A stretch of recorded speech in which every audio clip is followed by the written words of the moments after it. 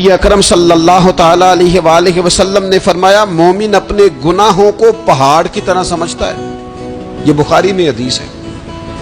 مومن پہاڑ کی طرح جانتا ہے اور وہ ڈرتا ہے کہ کہیں وہ پہاڑ اس کے اوپر گر نہ جائے، یعنی کہیں مجھے میرے گناہ کی سزا نہ مل جائے. چھوٹے گناہ کو بھی پہاڑ جانتا ہے، یار مجھ سے غلطی ہو گئی، مجھے ٹھیک کر لینی چاہیے، مجھے معافی لے لینی چاہیے، مجھے توبہ کر لینی چاہیے. مومن اپنے اوپر گناہ کو پہاڑ کی جانب سمجھتا ہے. اور حضور علیہ الصلوۃ والسلام فرماتے ہیں کہ یہ جو فاسق اور فاجر ہوتا ہے نا، اللہ کا نافرمان، یہ گناہ کو مکھی کی طرح سمجھتا ہے. یہ سمجھتا ہے میں نے اشارہ کرنا ہے، مکھی نے اڑ جانا ہے. مومن کی علامت یہ ہے کہ وہ پہاڑ جانتا ہے، اگر غلطی ہو جائے تو پہاڑ. امام اعظم ابو حنیفہ رحمۃ اللہ علیہ گزر رہے تھے تو بارش ہو گئی تھی اور کوفہ میں کیچڑ تھا، تو آپ نے جو جوتے پہنے ہوئے تھے ان جوتوں سے چلتے ہوئے نا آپ کے پاؤں سے کچھ مٹی اڑی، تو سامنے ایک یہودی تھا. اب اس زمانے میں دیواریں کچی ہوتی تھی، اس کے دیوار پر جا کے وہ مٹی جو تھی وہ لگ گئی.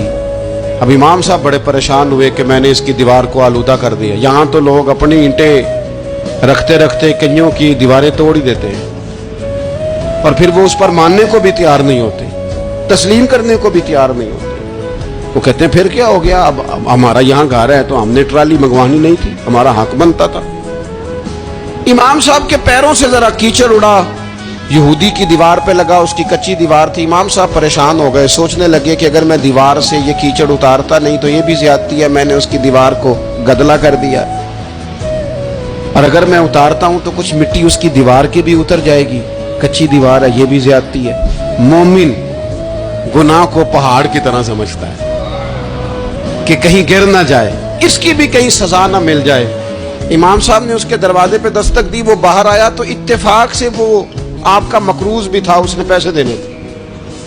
باہر نکلتے ہی کہنے لگا اوہو آپ تو قرض لینے آ گئے، میرے پاس تو ابھی گنجائش نہیں ادا کرنے کی.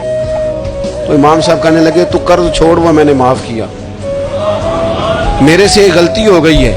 میں آ رہا تھا، لکڑی کے جوتے اس زمانے میں کھڑاؤں لوگوں نے پہنے ہوتے تھے، کہا وہ میرے پیروں سے ذرا کیچڑ اڑا ہے، تیری دیوار پہ لگ گیا ہے. اب میں بڑی دیر سے کھڑا سوچ رہا ہوں کہ اگر میں تیری دیوار صاف نہ کروں تو میں نے یہ میلی کر دی، گدلی کر دی، یہ بھی بات درست نہیں ہے، زیادتی. اور اگر میں اسے صاف کرتا ہوں کچی دیوار سے کچھ مٹی اتر جائے گی تو یہ بھی زیادتی ہے.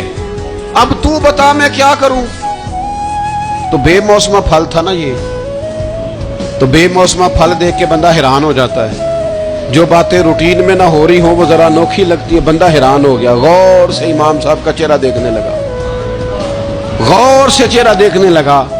پھر تھوڑی دیر سوچنے کے بعد کہنے لگا حضور پہلے میں نے دین اسلام کے بارے میں پڑھا اور سنا تھا، آج میں نے دین دیکھا ہے. پہلے میں نے سنا تھا کہ دین اسلام اس طرح کا ہے، آج میں نے دین. کہنے لگا حضور پہلے میں نے دین سنا تھا، آج دیکھا ہے. آپ وہ مٹی کی دیوار پر جو کیچڑ لگ گیا ہے، دیوار کو بعد میں صاف کیجئے گا، پہلے کلمہ پڑھائیں تاکہ میرے اندر کا کفر صاف ہو جائے. مجھے مسلمان کر دے.